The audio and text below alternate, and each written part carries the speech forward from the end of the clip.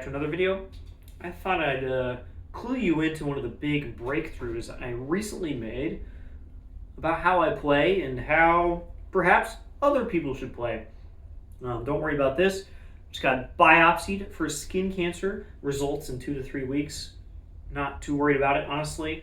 But everybody should get checked probably every year and a half, just so you know.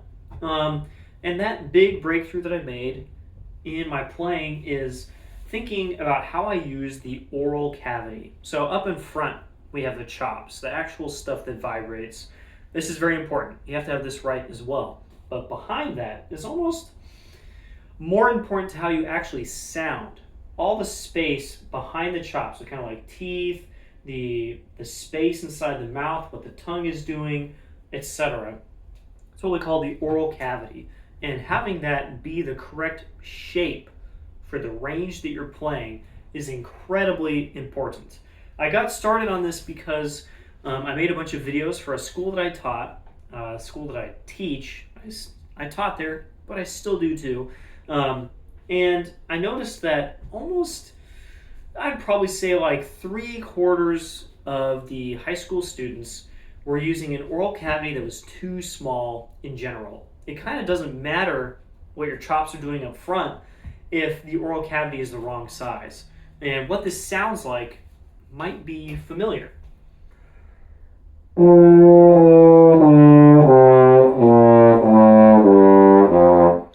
It's a very small, buzzy sound.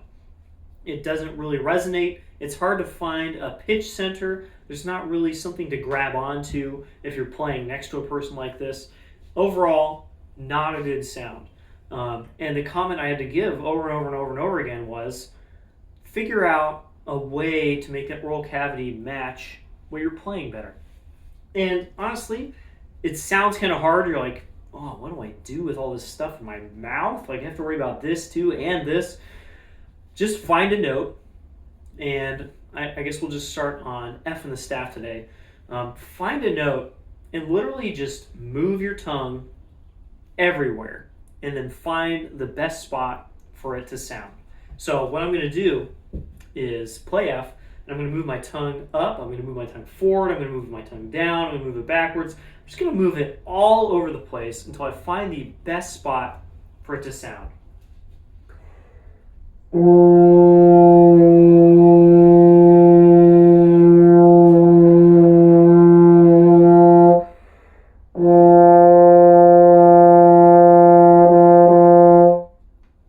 For me, it's about there. Does that mean anything to you? Of course not. This is something you have to do by yourself in isolation. Just try and find a note and be like, where's the spot where this resonates? It's the most in tune. I feel like I'm making the most sound. It's the most efficient.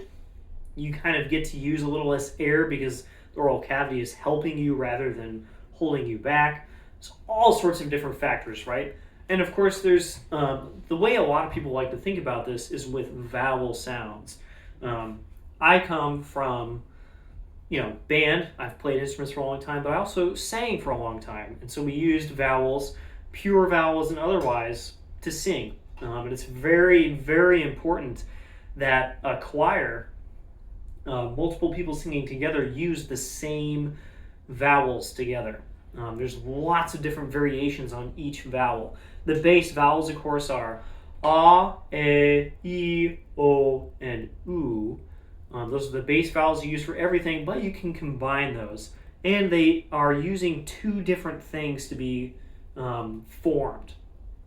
The most important thing that we want to worry about today is where the tongue is when it's making those vowels. A, E, I, O, U. The tongue moves through each one of those things. And the other change, and the one that doesn't really matter to us as instrument players, is what the mouth is doing. And this is where you get impure vowels, like the umlaut sound that is used in German, which is forming an O with the face, O, and then singing an E with the tongue. And that's a sound that we don't use in English. It's just kind of unfamiliar, but is kind of a sound that you might get when you play trombone and you sing the same vowel. I'm going to demonstrate that. I'm going to play just a D flat And it doesn't matter in what note I'm singing, really. I'm just singing a note so you get to hear what vowel comes out. So I'm going to play a D flat in the staff, and then I'm going to sing what that sounds like if I just take the horn away from my face.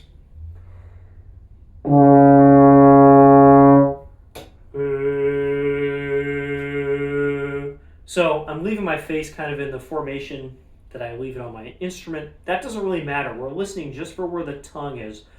And you'll notice that's not a real vowel. That's not something that's in speech or music that we would sing, really. That's okay. We're not singing, we're not playing with pure vowels, because I think a pure O is very unfocused and fuzzy. It's too big, actually. So we don't want to use that. We want to use this vowel. And that's where I think people will get hung up. They'll be like, oh, I want to sing with an O vowel. O. And that's not really matching the instrument. What you want to find is that vowel that isn't necessarily something you would speak with, but is something that the instrument wants. Now let's hear the difference in ranges of how this changes. When we go lower, we want more space. And when we go higher, we want less space. It's pretty much that simple. So we have the D and the flat and the staff. Let's do that again.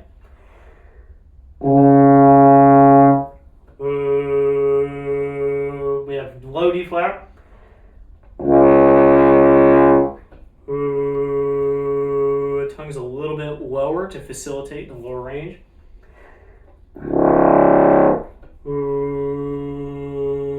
It's even more open. My jaw's a little bit dropped. So that also changes the sound. D flat above the staff.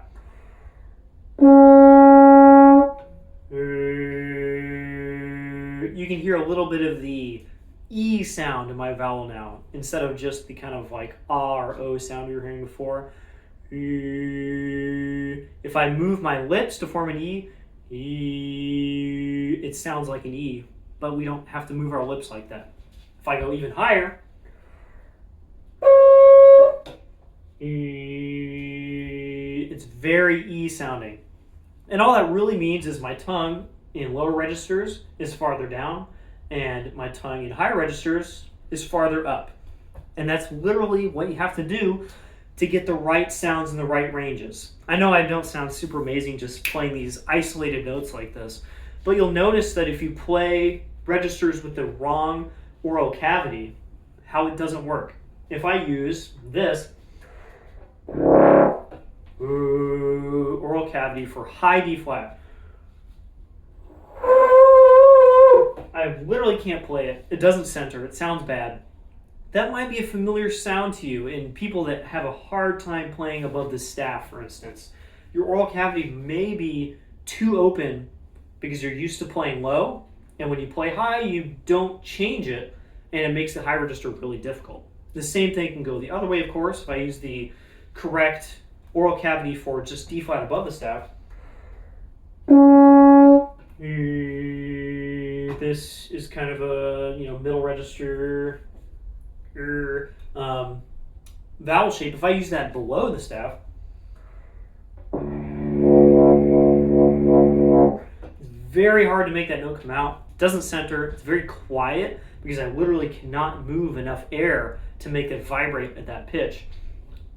But if I just change it on the fly and move the tongue back out of the way a little bit, boom, it becomes way larger. Notice how I'm totally leaving out what's happening at the chops. As long as the chops are making a nice small aperture, corners are engaged, the oral cavity kind of takes care of everything by itself. I've talked about this a little bit before with slurs. The way we slur is by not doing anything weird with the actual chops or really like pushing with the air or anything.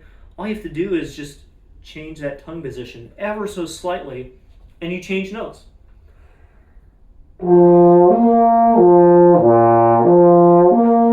That is not me manipulating my aperture. I'm not pushing each note with my air. All I'm doing is going ba, moving my tongue ever so slightly to the right position for that range. So, in summary, find some notes Move your tongue every which way to find the right spot for it. And I think you'll find that you'll make a better sound and it'll be a lot easier. Go ahead and check that out. That's all I got for now. Bye-bye.